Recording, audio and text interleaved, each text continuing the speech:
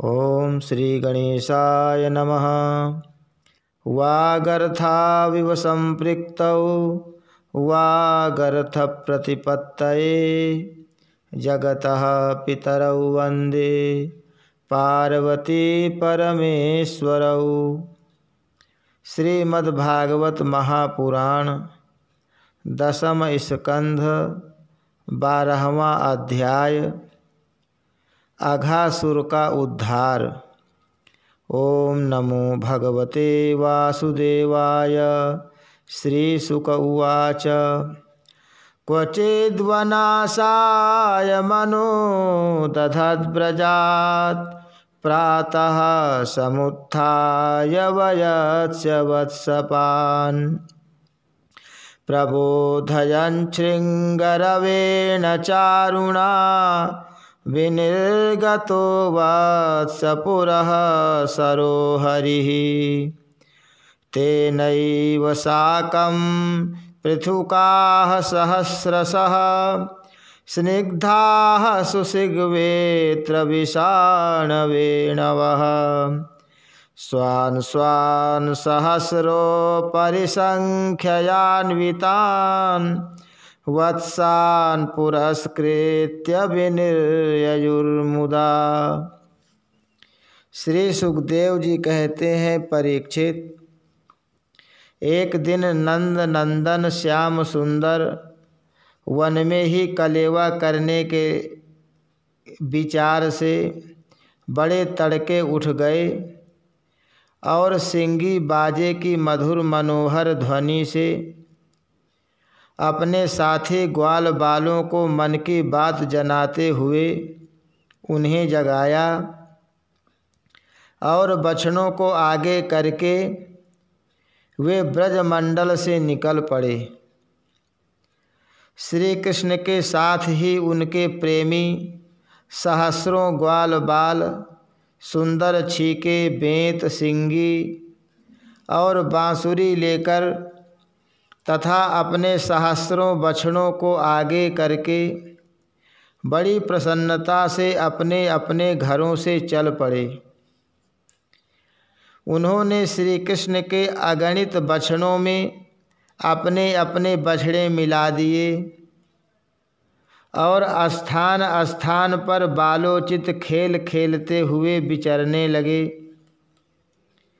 यद्यपि सबके सब ग्वाल बाल कांच, घुंघची, मणि और सुवर्ण के गहने पहने हुए थे, फिर भी उन्होंने वृंदावन के लाल पीले हरे फलों से, नई नई कोपलों से, गुच्छों से, रंग बिरंगे फूलों और मोर पंखों से तथा गेरू आदि रंगीन धातुओं से अपने को सजा लिया। कोई किसी का छीका चुरा लेता तो कोई किसी की बेंत या बांसुरी। जब उन वस्तुओं के स्वामी को पता चलता तब उन्हें लेने वाला किसी दूसरे के पास दूर फेंक देता, दूसरा तीसरे के और तीसरा और भी दूर चौथे के पास। फिर वे हंसते हुए उन्हें लौटा देते।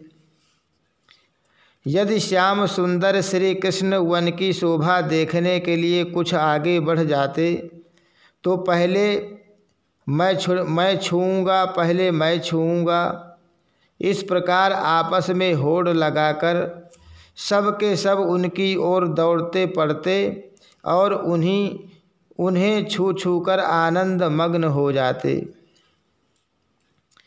कोई बांसुरी बजा रहा है तो कोई सिंघी ही फूंक रहा है, कोई भैरों के साथ गुनगुना रहे हैं, कोई भंवरों के साथ गुनगुना रहे हैं, तो बहुत से कोयलों के स्वर में स्वर मिलाकर कुहू कुहू कर रहे हैं।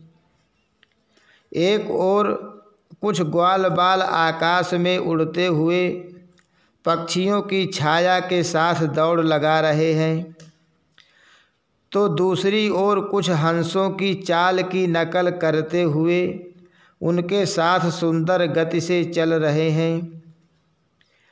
कोई बगुले के पास उसी के समान आंखें मूंद कर बैठ रहे हैं, तो कोई मोरों को नाचते देख उन्हीं की तरह नाच रहे हैं।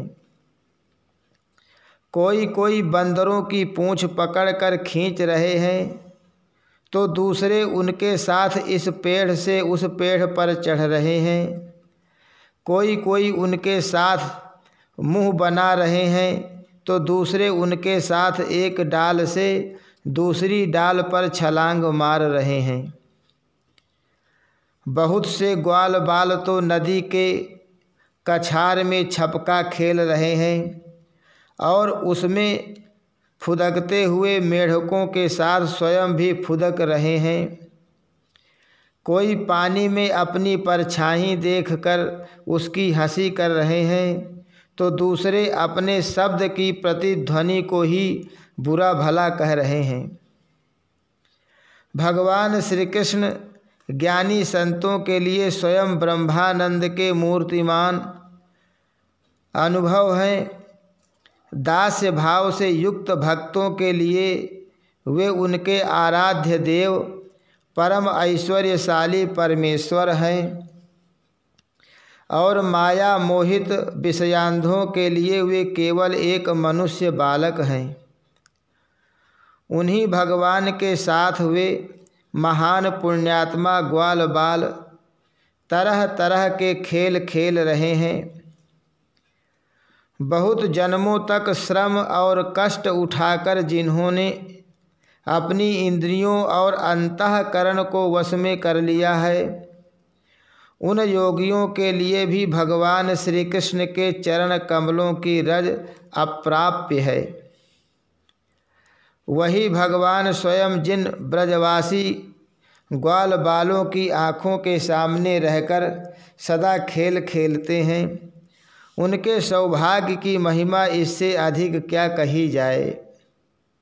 परीक्षित, इसी समय अघासुर नाम का महान दैत्य आधम का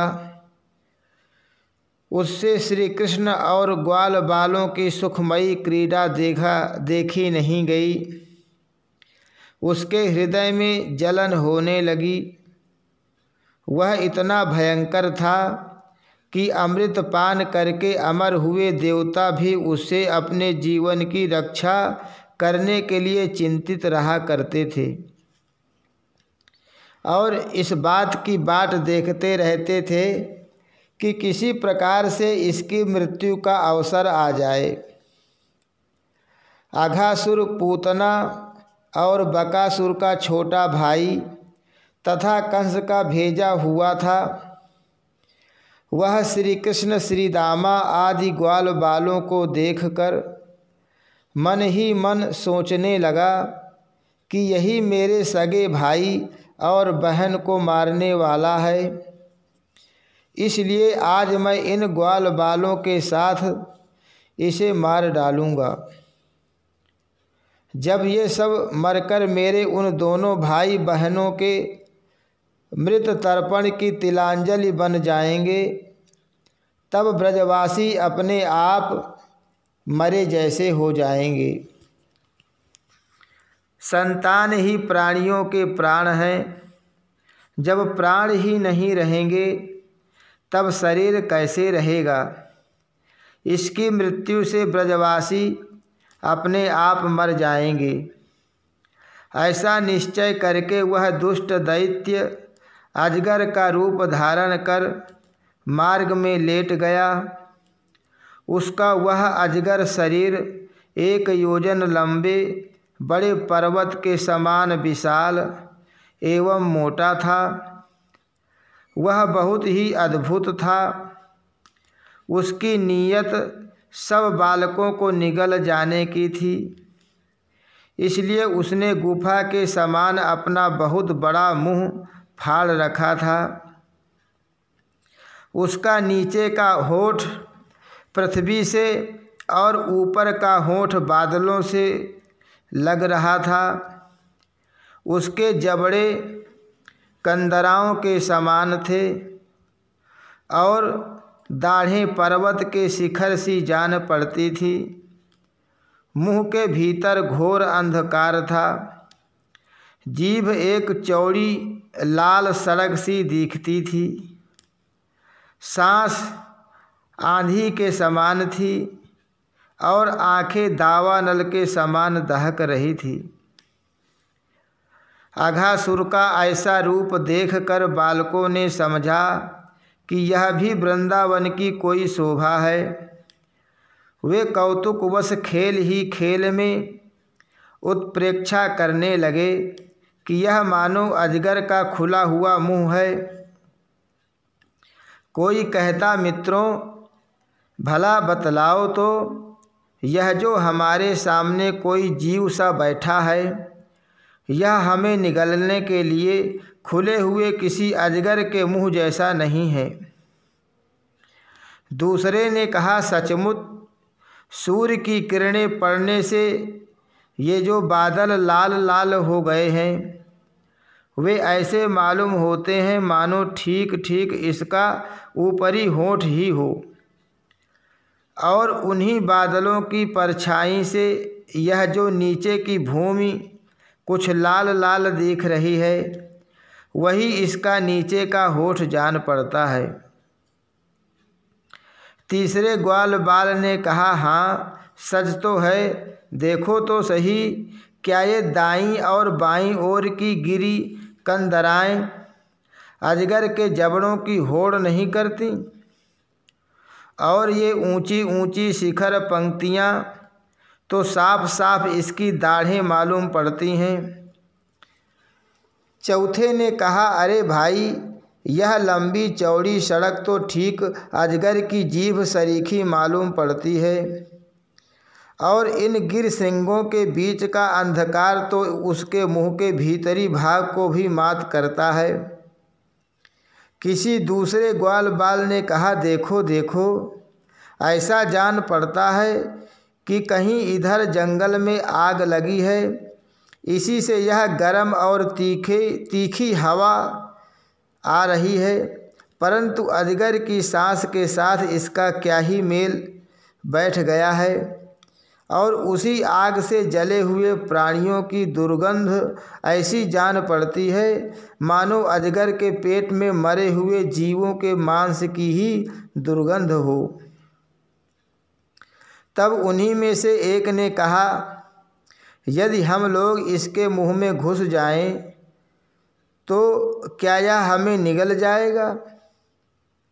अरे यह क्या निगलेगा? कहीं ऐसा करने की ढिठाई तो एक क्षण में यह भी बकासुर के समान नष्ट हो जाएगा। हमारा यह कन्हैया इसको छोड़ेगा थोड़े ही। इस प्रकार कहते हुए वे ग्वाल बाल बकासुर को मारने वाले श्री कृष्ण का सुंदर मुख देखते और ताली पीट पीट कर हंसते हुए अघासुर के मुंह में घुस गए। उन अनजान बच्चों की आपस में की हुई भ्रमपूर्ण बातें सुनकर भगवान श्री कृष्ण ने सोचा कि अरे, इन्हें तो सच्चा सर्व भी झूठा प्रतीत होता है। परीक्षित, भगवान श्री कृष्ण जान गए कि यह राक्षस है।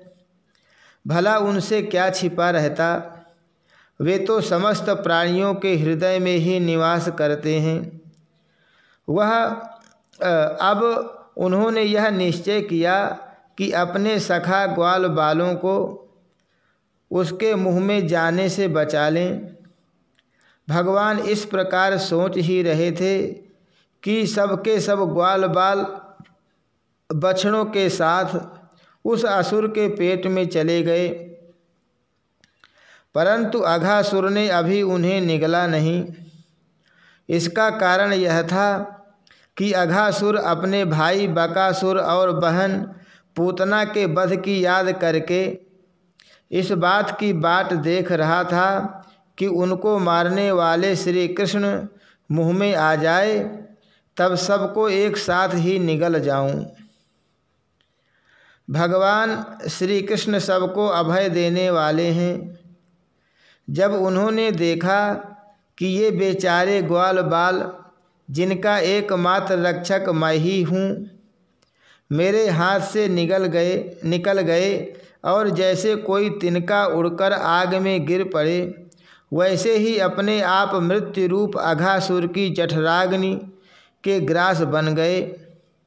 तब दैव की इस विचित्र लीला पर भगवान को बड़ा विस्मय हुआ और उनका हृदय दया से द्रवित हो गया। वे सोचने लगे कि अब मुझे क्या करना चाहिए। ऐसा कौन सा उपाय है जिससे इस दुष्ट की मृत्यु भी हो जाए और इन संत स्वभाव भोले भाले बालकों की हत्या भी न हो। ये दोनों काम कैसे हो सकते हैं? परीक्षित, भगवान श्री कृष्ण भूत भविष्य वर्तमान सबको प्रत्यक्ष देखते रहते हैं। उनके लिए यह उपाय जानना कोई कठिन नहीं था। वे अपना कर्तव्य निश्चय करके स्वयं उसके मुँह में घुस गए। उस समय बादलों में छिपे हुए देवता भयवश हाय हाय पुकार उठे और अघासुर के हितैषी कंस आदि राक्षस हर्ष प्रकट करने लगे।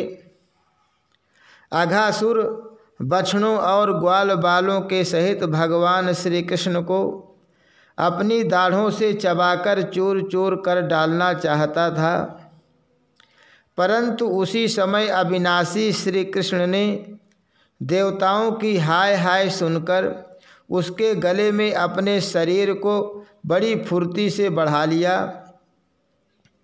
इसके बाद भगवान ने अपने शरीर को इतना बड़ा कर लिया कि उसका गला ही रुंध गया, आँखें उलट गईं। वह व्याकुल होकर बहुत ही छटपटाने लगा। सांस रुककर सारे शरीर में भर गई और अंत में उसके प्राण ब्रह्मरंध्र फोड़कर निकल गए। उसी मार्ग से प्राणों के साथ उसकी सारी इंद्रियां भी शरीर से बाहर हो गईं। उसी समय भगवान मुकुंद ने अपनी अमृतमयी दृष्टि से मरे हुए बछड़ों और ग्वाल बालों को जिला दिया और उन सबको साथ लेकर वे अघासुर के मुँह से बाहर निकल आए। उस अजगर के स्थूल शरीर से एक अत्यंत अद्भुत और महान ज्योति निकली। उस समय उस ज्योति के प्रकाश से 10 दिशाएं प्रज्वलित हो उठीं। वह थोड़ी देर तक तो आकाश में स्थित होकर भगवान के निकलने की प्रतीक्षा करती रही। जब वे बाहर निकल आए तब वह सब देवताओं के देखते देखते उन्हीं में समा गई। उस समय देवताओं ने फूल बरसाकर, अप्सराओं ने नाचकर, गंधर्वों ने गाकर, विद्याधरों ने बाजे बजाकर, ब्राह्मणों ने स्तुति पाठ कर और पार्षदों ने जय जयकार के नारे लगाकर बड़े आनंद से भगवान श्री कृष्ण का अभिनंदन किया, क्योंकि भगवान श्री कृष्ण ने अघासुर को मारकर उन सब का बहुत बड़ा काम किया था। उन अद्भुत स्तुतियों, सुंदर बाजों, मंगलमय गीतों, जय जयकार और आनंदोत्सवों की मंगलध्वनि ब्रह्मलोक के पास पहुँच गई। जब ब्रह्मा जी ने वह ध्वनि सुनी तब वे बहुत ही शीघ्र अपने वाहन पर चढ़कर वहाँ आए और भगवान श्री कृष्ण की यह महिमा देखकर आश्चर्यचकित हो गए। परीक्षित, जब वृंदावन में अजगर का वह चाम सूख गया तब वह ब्रजवासियों के लिए बहुत दिनों तक खेलने की एक अद्भुत गुफा सी बना रहा। यह जो भगवान ने अपने ग्वाल बालों को मृत्यु के मुख से बचाया था और अघासुर को मोक्ष दान किया था, वह लीला भगवान ने अपनी कुमार अवस्था में अर्थात 5वें वर्ष में ही की थी। ग्वाल बालों ने उसे उसी समय देखा भी था, परंतु पौगंड अवस्था अर्थात 6ठे वर्ष में अत्यंत आश्चर्यचकित होकर ब्रज में उसका वर्णन किया। अघासुर मूर्तिमान अघ पाप ही था। भगवान के स्पर्श मात्र से उसके सारे पाप धुल गए और उसे उस सारूप्य मुक्ति की प्राप्ति हुई जो पापियों को कभी मिल नहीं सकती। परंतु यह कोई आश्चर्य की बात नहीं है, क्योंकि मनुष्य बालक की सी लीला रचने वाले ये वे ही परम पुरुष परमात्मा हैं, जो व्यक्त अव्यक्त और कार्य कारण रूप समस्त जगत के एकमात्र विधाता हैं। भगवान श्री कृष्ण के किसी एक अंग की भाव निर्मित प्रतिमा यदि ध्यान के द्वारा एक बार भी हृदय में बैठा ली जाए तो वह सालोक के सामीप्य आदि गति का दान करती है, जो भगवान के बड़े बड़े भक्तों को मिलती है। भगवान आत्मानंद के नित्य साक्षात्कार स्वरूप हैं। माया उनके पास तक नहीं फटक पाती। वे ही स्वयं अघासुर के शरीर में प्रवेश कर गए। क्या अब भी उसकी सद्गति के विषय में कोई संदेह है? सूत जी कहते हैं, शौनकादि ऋषियों, यदुवंश शिरोमणि भगवान श्री कृष्ण ने ही राजा परीक्षित को जीवन दान दिया था। उन्होंने जब अपने रक्षक एवं जीवन सर्वस्व का यह विचित्र चरित्र सुना, तब उन्होंने फिर सुखदेव जी महाराज से उन्हीं की पवित्र लीलाओं के संबंध में प्रश्न किया। इसका कारण यह था कि भगवान की अमृतमयी लीला ने परीक्षित के चित्त को अपने वश में कर रखा था। राजा परीक्षित ने पूछा, भगवान, आपने कहा था कि ग्वाल बालों ने भगवान की हुई 5वें वर्ष की लीला ब्रज में 6ठे वर्ष में जाकर कही। अब इस विषय में आप कृपा करके यह बतलाइए कि एक समय की लीला दूसरे समय में वर्तमान कालीन कैसे हो सकती है। महायोगी गुरुदेव, मुझे इस आश्चर्यपूर्ण रहस्य को जानने के लिए बड़ा कौतूहल हो रहा है। आप कृपा करके बतलाइए। अवश्य ही इसमें भगवान श्री कृष्ण की विचित्र घटनाओं को घटित करने वाली माया का कुछ न कुछ काम होगा, क्योंकि और किसी प्रकार ऐसा नहीं हो सकता। हे गुरुदेव, यद्यपि क्षत्रियोचित धर्म ब्राह्मण सेवा से विमुख होने के कारण मैं अपराधी नाम मात्र का क्षत्रिय हूँ, तथापि हमारा अहोभाग्य है कि हम आपके मुखार बिंद से निरंतर झरते हुए परम पवित्र मधुमय श्री कृष्ण लीलामृत का बार बार पान कर रहे हैं। सूत जी कहते हैं, भगवान के परम प्रेमी भक्तों में श्रेष्ठ शौनक जी, जब राजा परीक्षित ने इस प्रकार प्रश्न किया, तब श्री सुखदेव जी को भगवान की वह लीला स्मरण हो आई और उनकी समस्त इंद्रियां तथा अंतःकरण विवश होकर भगवान की नित्य लीला में खिंच गए। कुछ समय के बाद धीरे धीरे श्रम और कष्ट से उन्हें बाह्य ज्ञान हुआ।